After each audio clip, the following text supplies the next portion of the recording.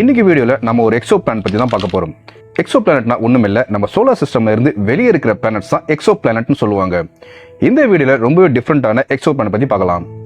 நம்ம எல்லாருக்குமே ஒரு பிளானட்னா எப்படி இருக்கணும்னு நினைச்சிட்டு இருப்போம். ரொம்ப பெருசா இருக்கும், அடர்த்தியா இருக்கும், வெயிட்டா இருக்கணும், இந்த மாதிரி தான் யோசிச்சிருப்போம்.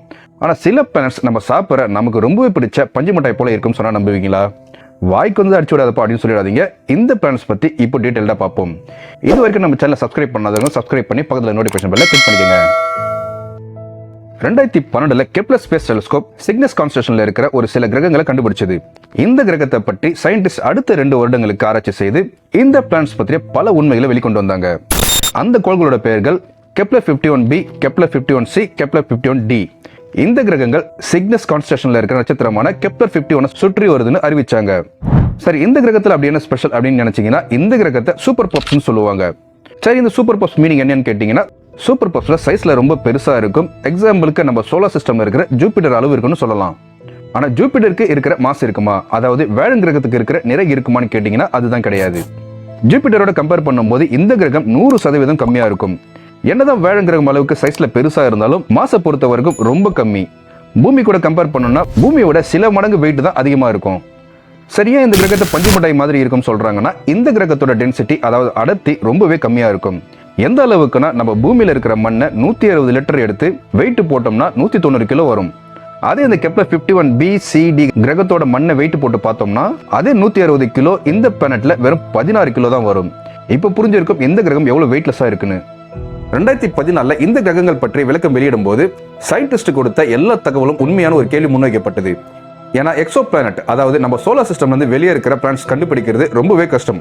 அப்படியே கண்டுபிடிச்சு அதோட உண்மைத்தன்மையை 100% உண்மையா சொல்ல முடியும் என்றதும் ரொம்ப கஷ்டம். ஸோ இந்த எக்ஸோ பிளானட் எல்லாம் ரொம்ப தூரமா இருக்கு. அதனால ரொம்ப கம்மியான டேட்டா தான் கிடைக்கும். ஸோ கிடைக்கிற டேட்டா வச்சு தான் ஆராய்ச்சி செய்ய முடியும். அந்த டேட்டா வச்சு துல்லியமான விளக்கத்தில் கொடுத்துட முடியுமானா கண்டிப்பா முடியாது. சில வருஷத்துக்கு முன்ன வாஸ்ப் 9 என்ற நட்சத்திரத்துக்கு கோள்கள் இருக்குதுன்னு சொன்னாங்க. ஆனா கொஞ்ச காலம் கழித்து கிடைச்ச எல்லா டேட்டாவும் தப்பு. அந்த நட்சத்திரத்தை எந்த ஒரு கோள்களும் சுற்றி வரலன்னு சொல்லிட்டாங்க. இந்த மாதிரி தவறுகளை இந்த கெப்லர் பிளானட்ல கண்டுபிடிக்கும் போது ஏற்பட்டு இருக்கலாம்னு டவுட்ஸை முன் வச்சாலும் அப்படி எந்த தவறும் நடக்கலன்றது தான் உண்மை. ஹபிள் டெலிஸ்கோப் கரெக்டா கண்டுபிடிச்சா சரியான தகவல்களை வெளியிட்டு இருக்கு. சரியா இந்த கெப்லர் பிளானட்டோட அட்மாஸ்பியர் பஞ்சு மிட்டாய் ரேஞ்சுக்கு இருக்குதுன்னு கேட்டீங்கன்னா, இந்த கிரகத்தோட அட்மாஸ்பியர் ஃபுல் அண்ட் ஃபுல்லா ஹீலியம் மற்றும் ஹைட்ரஜனால உருவாகி இருக்கு. இது கூட மீத்தேன் கேஸும் கலந்து இருக்கு. இந்த 3 எலிமெண்டால தான் இவ்வளவு பெரிய மற்றும் அடர்த்தியான வளிமண்டலத்தை உருவாக்க முடியும். இந்த மாதிரி டைட்டன்ல அதிகமான மீத்தேன் இருக்கிறதால டைட்டன் கிரகத்தோட அட்மாஸ்பியரை அவ்வளவு சீக்கிரம் போட்டோ எடுக்க முடியல. ஆனா 2004 சனி மற்றும் அதனோட துணைக்கோள்களை ஆராய்ச்சி செய்ய அனுப்பின கேசினி விண்கலம் தான் முதல் முறையா டைட்டனோட சர்ஃபேஸை படம் எடுத்து பூமிக்கு அனுப்பிச்சு. அதே மாதிரி இந்த கெப்லர் கிரகத்தோட அட்மாஸ்பியர்ல அதிகமான மீத்தேன் இருக்கிறதால இதோட மேற்பட்ட நிலப்பரப்பையும் படம் எடுக்க முடியல. இப்ப அனுப்பப்பட்டிருக்கிற ஜேம்ஸ் வெப் டெலிஸ்கோப்ல இந்த பிளானட்டோட புகைப்படங்கள் எடுக்க ரெடி ஆகிட்டு இருக்குன்னு ஒரு தகவல் வெளியிட்டு இருக்காங்க.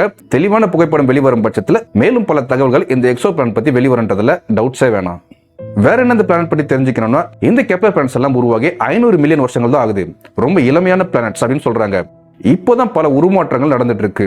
இன்னும் சில மில்லியன் வருஷங்கள்ல முழு உருமாற்றம் அடைந்து முழு பிளானட்டா உருவாகி இருக்கணும்னு சொல்றாங்க. அப்ப பாக்கிறதுக்கு எப்படி இருக்குன்னா, நம்ம சோலார் சிஸ்டம்ல இருக்கிற நெப்டியூன் போலவே உருவாகி இருக்கணும்னு தகவல் வெளியிட்டு இருக்காங்க. இந்த மாதிரி பிளானட்ஸ் எல்லாம் சூப்பர் பப்ஸ் சொல்லுவாங்க. அதிகபட்சமா 20 வரைக்கும் இந்த மாதிரி சூப்பர் பப்ஸ், அதாவது பஞ்சு மிட்டாய் கிரகங்களை கண்டுபிடிச்சிருக்காங்க.